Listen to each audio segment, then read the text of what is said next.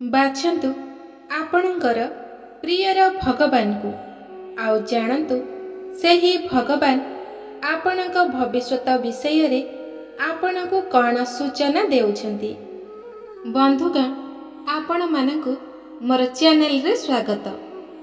ଆଜିର ବିଷୟଟି ହେଉଛି 5ଟି ଭଗବାନ ମୂର୍ତ୍ତି ଭିତରୁ ଗୋଟିଏ ଭଗବାନ ମୂର୍ତ୍ତିକୁ ବାଛନ୍ତୁ ଏବଂ ଜାଣନ୍ତୁ ସେହି ଭଗବାନ କ'ଣ ସବୁ ସୂଚନା ଆପଣଙ୍କ ବିଷୟରେ ଦେଉଛନ୍ତି। ପ୍ରତ୍ୟେକଟି ବ୍ୟକ୍ତି ତାର ଜୀବନରେ ସୁଖ ସହିତ ଦୁଃଖ ମଧ୍ୟ ଭୋଗ କରିଥାଏ। ବ୍ୟକ୍ତିର ଜୀବନରେ ସମସ୍ୟା ତ ଅନେକ ଆସିଥାଏ, ହେଲେ ସେହି ସମସ୍ୟାକୁ ସମାଧାନ କରିବା ପାଇଁ ଭଗବାନ ଆମକୁ ଅନେକ ପ୍ରକାରର ସାହାଯ୍ୟ ମଧ୍ୟ କରିଥାନ୍ତି, କିନ୍ତୁ ସେହି ସଂକେତ ଆମେ ବୁଝିପାରିନଥାନ୍ତି। ତେବେ ଆଜି ଆପଣଙ୍କୁ ଆମେ ଏଠାରେ କହିବାକୁ ଯାଉଛୁ ଯେ ଭଗବାନ ଆପଣଙ୍କୁ କେଉଁ ପ୍ରକାର ସନ୍ଦେଶ ଦେବା ପାଇଁ ଯାଉଛନ୍ତି। ତେବେ ଆପଣମାନଙ୍କୁ ଗୋଟିଏ ଅନୁରୋଧ, ଭିଡ଼ିଓଟିକୁ ଶେଷ ପର୍ଯ୍ୟନ୍ତ ନିଶ୍ଚୟ ଥରେ ଦେଖନ୍ତୁ ଏବଂ ଆସନ୍ତୁ ଜାଣିବା ଆମେ କେଉଁ ମାଧ୍ୟମରେ ଆମର ଭବିଷ୍ୟତ ବିଷୟରେ ଭଗବାନଙ୍କ ଠାରୁ ସୂଚନା ପାଇପାରିବା।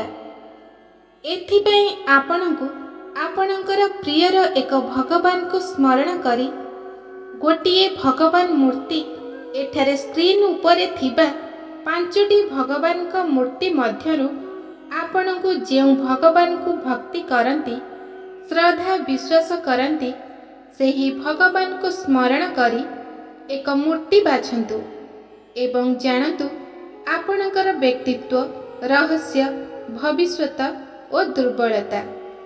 ଏହିସବୁ ରୋଚକ କଥା ଭଗବାନ କହୁଛନ୍ତି ଆପଣଙ୍କ ବିଷୟରେ, ଯାହା ଏ ପର୍ଯ୍ୟନ୍ତ ନିଜେ ଆପଣ ବି ଏହା ବିଷୟରେ ଜାଣିନଥିବେ। ତେବେ ବାଛନ୍ତୁ ଆପଣଙ୍କ ପସନ୍ଦର ଗୋଟିଏ ଭଗବାନଙ୍କୁ ଏବଂ ତା ପୂର୍ବରୁ ଆମ ଚ୍ୟାନେଲକୁ ସବସ୍କ୍ରାଇବ୍ କରି ଭିଡ଼ିଓଟିକୁ ଶେଷ ପର୍ଯ୍ୟନ୍ତ ନିଶ୍ଚିନ୍ତ ଦେଖନ୍ତୁ। ତେବେ ବନ୍ଧୁଗଣ, ଆସନ୍ତୁ ଏବେ ଆମେ ଆରମ୍ଭ କରିବା ପ୍ରଥମ ଭଗବାନଙ୍କ ବିଷୟରେ। ଯଦି ଆପଣ ପ୍ରଥମେ ଭଗବାନ ଭୋଳାନାଥଙ୍କୁ ବାଛିଛନ୍ତି, ତାହେଲେ ଆପଣ ଶାନ୍ତ ଓ ଦୟାଳୁ ସ୍ୱଭାବର ବ୍ୟକ୍ତି ଅଟନ୍ତି। ଆପଣ ଲୋକମାନଙ୍କୁ ସାଥିରେ ନେଇ ଚଳିବାକୁ ପସନ୍ଦ କରିଥାନ୍ତି। ଏହା ହିଁ କାରଣ ଅଟେ କୌଣସି କଥା ଅଧିକ ଉଗ୍ର ହେଲେ ମଧ୍ୟ ସମସ୍ତଙ୍କ ମଙ୍ଗଳ ଚିନ୍ତା କରି ଯେତେ ପର୍ଯ୍ୟନ୍ତ ସମ୍ଭବ ଆପଣ ଶାନ୍ତିପୂର୍ଣ୍ଣ ହୋଇ ସାମ୍ନା କରିଥାନ୍ତି। ପରିସ୍ଥିତି ଯେପରି ହେଉଥାଉ ନା କାହିଁକି, ଆପଣ ସର୍ବଦା ସମସ୍ତଙ୍କର ସାହାଯ୍ୟ କରିବାକୁ ଇଚ୍ଛୁକ ରହିଥାନ୍ତି, କିନ୍ତୁ ଅନ୍ୟମାନଙ୍କର ଆବଶ୍ୟକତା ଏବଂ ଖୁସିର ଧ୍ୟାନ ରଖି ଆପଣ ସବୁ ସହିଯାଆନ୍ତି। ବେଳେବେଳେ ଏହି କାରଣରୁ ହିଁ ଲୋକେ ଆପଣଙ୍କୁ ଭୁଲ ବୁଝିଥାନ୍ତି। ଆପଣ ବିନା ସ୍ୱାର୍ଥରେ କିଛି କାର୍ଯ୍ୟ କରୁଥିଲେ ମଧ୍ୟ ଲୋକେ ସେଥିରେ ମଧ୍ୟ ଆପଣଙ୍କର ସ୍ୱାର୍ଥ ହିଁ ଦେଖନ୍ତି। ସେଥିପାଇଁ କିଛି ଲୋକ ଆପଣଙ୍କୁ ଭୁଲ ବୁଝିଥାନ୍ତି, କିନ୍ତୁ ଆପଣ କେବେ ବି ଏ ବିଷୟରେ ଚିନ୍ତା କରନ୍ତୁ ନାହିଁ। ଭୋଳାନାଥଙ୍କ ଆଶୀର୍ବାଦ ଆପଣଙ୍କ ଉପରେ ଥିବାରୁ ଆପଣ କୌଣସି କାର୍ଯ୍ୟରେ ବି ବିଫଳ ହେବେ ନାହିଁ। ଆପଣଙ୍କର ପ୍ରିୟ ଭଗବାନ ଭୋଳାନାଥ ହେଇଥିବାରୁ ଆପଣ ପ୍ରତି ସୋମବାର ଦିନ ଭୋଳା ଶଙ୍କରଙ୍କୁ ଦର୍ଶନ କରନ୍ତୁ। ଆପଣଙ୍କର ସବୁ ବାଧାବିଘ୍ନ ଦୂର ହୋଇଯିବ। ବନ୍ଧୁଗଣ, ଏବେ ଯଦି ଆପଣ ଦ୍ୱିତୀୟ ଭଗବାନ ଗଣେଶଙ୍କୁ ବାଛିଛନ୍ତି, ତାହେଲେ ଆପଣ ଯେତେବେଳେ କୌଣସି ନୂଆ କାର୍ଯ୍ୟ କରିବାର କଥା ଆଗକୁ ଆସିଥାଏ, ତେବେ ଆପଣ ବହୁତ ସହଜରେ ତାହାକୁ କରନ୍ତି ଏବଂ ଅନ୍ୟମାନଙ୍କ ଠାରୁ ମଧ୍ୟ ଏହିଭଳି ଆଶା ରଖିଥାନ୍ତି। ଆପଣ ବୁଦ୍ଧିମାନ ଅଟନ୍ତି, କିନ୍ତୁ ବେଳେବେଳେ ଭୁଲ ମଧ୍ୟ କରି ବସନ୍ତି। ଆପଣ ନିଜର ବ୍ୟକ୍ତିଗତ ଜୀବନ କାହା ସହିତ ସେୟାର କରିବାକୁ ପସନ୍ଦ କରିନଥାନ୍ତି, କିନ୍ତୁ ସାଙ୍ଗମାନଙ୍କ ସହିତ ସମୟ ଅତିବାହିତ କରିବା ଆପଣଙ୍କୁ ଖୁବ୍ ପସନ୍ଦ ହୋଇଥାଏ। ଏହିଠାରେ ହିଁ ସମସ୍ୟା ଆସିଥାଏ।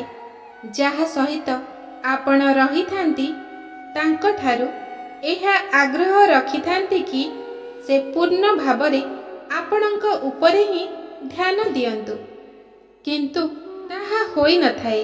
ସେଥିପାଇଁ ଆପଣ ତାଙ୍କ ଉପରେ କ୍ରୋଧିତ ହେବାରେ ଲାଗିଥାନ୍ତି।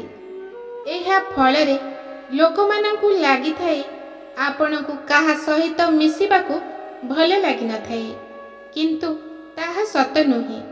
ଆପଣ ସମସ୍ତଙ୍କ ସହିତ ମିଳାମିଶା କରିବାରେ ବହୁତ ଆନନ୍ଦ ଅନୁଭବ କରିଥାନ୍ତି। କିନ୍ତୁ ସବୁବେଳେ ପାଇଁ ଗୋଟେ କଥା ମନେ ରଖିବେ, ଆପଣ କେବେ ବି କାହାଠାରୁ କୌଣସି ଆଶା ରଖନ୍ତୁ ନାହିଁ।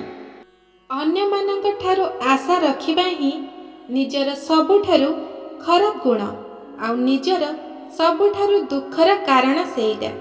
ସେଥିପାଇଁ ଆପଣ ଯାହା ପାରୁଛନ୍ତି, ଯେତିକି ଅନ୍ୟମାନଙ୍କ ପାଇଁ କରିବା କଥା ତାହା ନିଶ୍ଚୟ କରନ୍ତୁ, କିନ୍ତୁ ଅନ୍ୟମାନଙ୍କ ଉପରେ କେବେ ବି କୌଣସି କଥାର ଆଶା ରଖନ୍ତୁ ନାହିଁ। ଭଗବାନ ଗଣେଶ ଆପଣଙ୍କ ଉପରେ ସନ୍ତୁଷ୍ଟ ଅଛନ୍ତି।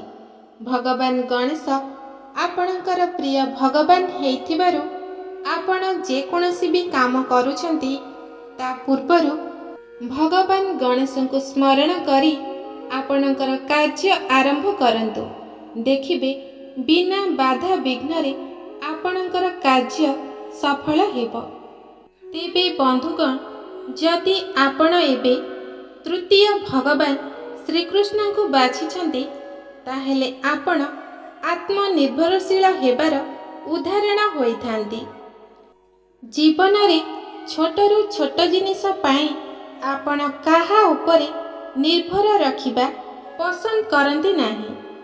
ଆପଣଙ୍କୁ ଜୀବନରେ କୌଣସି ଏକ ନିର୍ଦ୍ଦିଷ୍ଟ ଲକ୍ଷ୍ୟ ନେଇ ଆଗକୁ ବଢ଼ିବାର ବାସ୍ତବିକତା ଜଣାଥାଏ।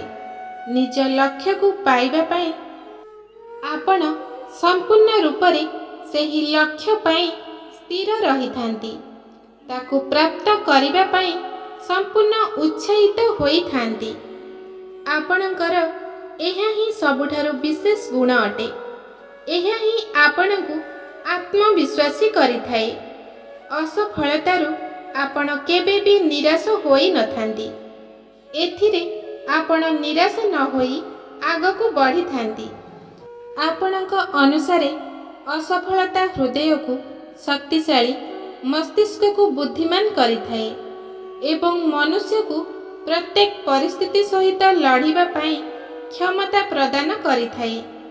ଏଥିପାଇଁ ଆପଣ 10 ଥର ଅସଫଳ ହୋଇଥିଲେ ମଧ୍ୟ ଥରୁଟିଏ ଆପଣଙ୍କର ବିଜୟ ସୁନିଶ୍ଚିତ ହୋଇଥାଏ। ଏହି ଗୁଣ ହିଁ ଆପଣଙ୍କୁ ସମାଜରେ ଜଣେ ମହାନ ବ୍ୟକ୍ତି ଭାବରେ ଗଢ଼ିଥାଏ। ଲୋକମାନେ ଆପଣଙ୍କ ଅଧୀନରେ କାମ କରିବା ପାଇଁ ପସନ୍ଦ କରିଥାନ୍ତି। ଆପଣ ଯେଉଁଠିକି ବି ଯାଆନ୍ତି, ଲୋକମାନେ ଉତ୍କଣ୍ଠାର ସହିତ ଆପଣଙ୍କୁ ଅପେକ୍ଷା କରିଥାନ୍ତି। ଆପଣଙ୍କର ପ୍ରିୟ ଭଗବାନ ଶ୍ରୀକୃଷ୍ଣ ହୋଇଥିବାରୁ ଆପଣ ସବୁବେଳେ ଶ୍ରୀକୃଷ୍ଣଙ୍କୁ ଧ୍ୟାନ କରନ୍ତୁ। ଆପଣ ପ୍ରତ୍ୟେକ କାର୍ଯ୍ୟରେ ସଫଳତା ପାଇବେ। ତେବେ ବନ୍ଧୁଗଣ, ଏବେ ଯଦି ଆପଣ ଚତୁର୍ଥ ହନୁମାନ ମହାରାଜଙ୍କୁ ବାଛିଛନ୍ତି, ତାହେଲେ ଆପଣଙ୍କର ଗୁପ୍ତ ଚରିତ୍ର ସହଜରେ କେହି ବି ଜାଣିପାରନ୍ତି ନାହିଁ। ଆପଣ କିପରି ବ୍ୟକ୍ତି ଅଟନ୍ତି ତାହା ଜାଣିବା ଏକ ରହସ୍ୟମୟ କଥା ଅଟେ, କିନ୍ତୁ ଏହି ରହସ୍ୟମୟ ଗୁଣର ମାଲିକ ମଧ୍ୟ ଆପଣ ଅଟନ୍ତି। ଆପଣଙ୍କ କଳ୍ପନା ଶକ୍ତି ଆଶ୍ଚର୍ଯ୍ୟକର ଅଟେ।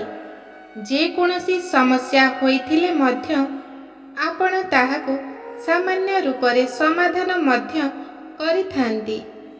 ଆପଣ ଜଣେ କଳାତ୍ମକ ବ୍ୟକ୍ତି ଅଟନ୍ତି।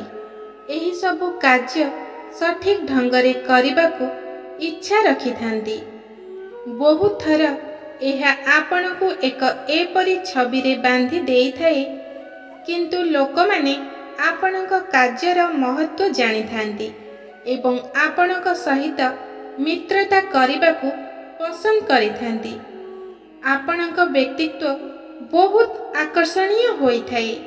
ଲୋକମାନେ ଆପଣଙ୍କ ଠାରୁ ଏଡ଼ାଇ ହୋଇ ଯାଇପାରନ୍ତି ନାହିଁ, କିନ୍ତୁ ବେଳେବେଳେ ଆପଣ ଠକାମିର ଶିକାର ହୋଇଯାଆନ୍ତି। କିନ୍ତୁ ଆପଣ ଏହା ଜାଣି ରଖନ୍ତୁ, ଆପଣ ଜଣେ ଭଲ ମଣିଷ ଅଟନ୍ତି। ଆପଣଙ୍କର ଏହି ରହସ୍ୟମୟ ସ୍ୱଭାବ କାରଣରୁ ଲୋକମାନେ ଆପଣଙ୍କୁ ସହଜରେ ବୁଝିପାରନ୍ତି ନାହିଁ। ବନ୍ଧୁଗଣ, ଆପଣଙ୍କର ପ୍ରିୟ ଦେବତା ଶ୍ରୀ ହନୁମାନ ମହାରାଜ ହୋଇଥିବାରୁ ଆପଣ ଯେକୌଣସି ବି ସ୍ଥାନକୁ ଯାଉଛନ୍ତି, ହନୁମାନ ମହାରାଜଙ୍କୁ ଦର୍ଶନ କରି ହନୁମାନ ମହାରାଜଙ୍କ ସିନ୍ଦୂର ମଥାରେ ଲଗାଇ ଘରୁ ବାହାରନ୍ତୁ। ଦେଖିବେ ସମସ୍ତ ପ୍ରକାରର ନକାରାତ୍ମକ ଶକ୍ତି ଆପଣଙ୍କ ଠାରୁ ଦୂରେଇ ଯିବ ଏବଂ ଆପଣଙ୍କୁ ପ୍ରତ୍ୟେକ କାର୍ଯ୍ୟରେ ସଫଳତା ମିଳିବ। ବନ୍ଧୁଗଣ, ଏବେ ଯଦି ଆପଣ ପଞ୍ଚମ ଶେଷ ଭଗବାନ ଶ୍ରୀରାମଙ୍କୁ ବାଛିଛନ୍ତି, ତାହେଲେ ଆପଣ ବହୁତ ରଚନାତ୍ମକ ବ୍ୟକ୍ତି ଅଟନ୍ତି। ଆପଣଙ୍କ କଳ୍ପନା ଶକ୍ତି ହିଁ ସବୁଠାରୁ ବଡ଼ ଗୁଣ ଅଟେ। କିନ୍ତୁ ଆପଣଙ୍କର ସବୁଠାରୁ ବଡ଼ ଦୁର୍ବଳତା ହେଉଛି ନିଜ କ୍ଷମତା ଉପରେ ବିଶ୍ୱାସ ନଥାଏ। ଆପଣ ଯେତେ ପ୍ରଭାବଶୀଳ ହୋଇଥିଲେ ମଧ୍ୟ ଆପଣଙ୍କୁ ଅସଫଳତାର ମୁହଁ ଦେଖିବାକୁ ମିଳିଥାଏ। ଏହା ହିଁ ଆପଣଙ୍କୁ ଚିନ୍ତିତ ରଖିଥାଏ।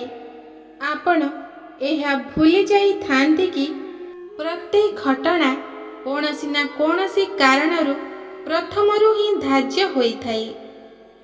ଆପଣଙ୍କୁ ନିଜକୁ ସାବ୍ୟସ୍ତ କରିବା ପାଇଁ ଅଳ୍ପ ସମୟ ଦେବା ଆବଶ୍ୟକ। ଆପଣ ନିଜର ସବୁ କାର୍ଯ୍ୟ ସମ୍ପୂର୍ଣ୍ଣ ସଚ୍ଚୋଟ ଏବଂ ଉତ୍ସାହିତ ହୋଇ ସମ୍ପନ୍ନ କରିବାକୁ ଭଲ ପାଇଥାନ୍ତି। ସମସ୍ତଙ୍କ ଠାରୁ କିଛି ଅଲଗା କରିବାକୁ ପସନ୍ଦ କରନ୍ତି। ଏହି ଚିନ୍ତାଧାରା ହିଁ ଆପଣଙ୍କୁ ଅନ୍ୟମାନଙ୍କ ଠାରୁ ଭିନ୍ନ କରିଥାଏ ଏବଂ ସମାଜରେ ଆପଣ ମାନ ସମ୍ମାନ ପାଇଥାନ୍ତି। ଆପଣମାନେ ସମ୍ପର୍କକୁ ବହୁତ ସମ୍ମାନ କରନ୍ତି। ପ୍ରତ୍ୟେକ ସମ୍ପର୍କକୁ ଆପଣ ହୃଦୟର ସହିତ ଯୋଡ଼ି ରଖିବାକୁ ଚାହିଁଥାନ୍ତି। କେବେ ବି ଅନ୍ୟମାନଙ୍କ ଠାରୁ ନିଜକୁ ଅଲଗା କରି ଚଳିବାକୁ ପସନ୍ଦ କରନ୍ତି ନାହିଁ। ତେବେ ଆପଣଙ୍କର ପ୍ରିୟ ଭଗବାନ ଶ୍ରୀରାମଚନ୍ଦ୍ର ହୋଇଥିବାରୁ ଆପଣ ରାମ ମନ୍ଦିର ଯାଇ ଶ୍ରୀରାମଚନ୍ଦ୍ରଙ୍କୁ ଦର୍ଶନ କରନ୍ତୁ। ଆପଣ ପ୍ରତ୍ୟେକ କାର୍ଯ୍ୟରେ ସଫଳତା ପାଇବେ। ତେବେ ବନ୍ଧୁଗଣ, ଯଦି ଆପଣମାନଙ୍କୁ ଏହି ଭିଡ଼ିଓଟି ଭଲ ଲାଗିଥାଏ, ତେବେ ଗୋଟେ ଲାଇକ୍ କରିବା ସହିତ ଏହାକୁ ସେୟାର କରିଦିଅନ୍ତୁ ଏବଂ ଆପଣଙ୍କ ପ୍ରିୟ ଭଗବାନଙ୍କ ନାମ କମେଣ୍ଟ ବକ୍ସରେ ଲେଖିବାକୁ ଆଦୌ ଭୁଲିବେ ନାହିଁ। ଭଗବାନ ଆପଣଙ୍କର ମଙ୍ଗଳ କରିବେ। ତେବେ ବନ୍ଧୁଗଣ, ନୂଆ ନୂଆ ଭିଡ଼ିଓ ଦେଖିବା ପାଇଁ ଆମ ଚ୍ୟାନେଲକୁ ସବସ୍କ୍ରାଇବ୍ କରିଦିଅନ୍ତୁ। ଧନ୍ୟବାଦ।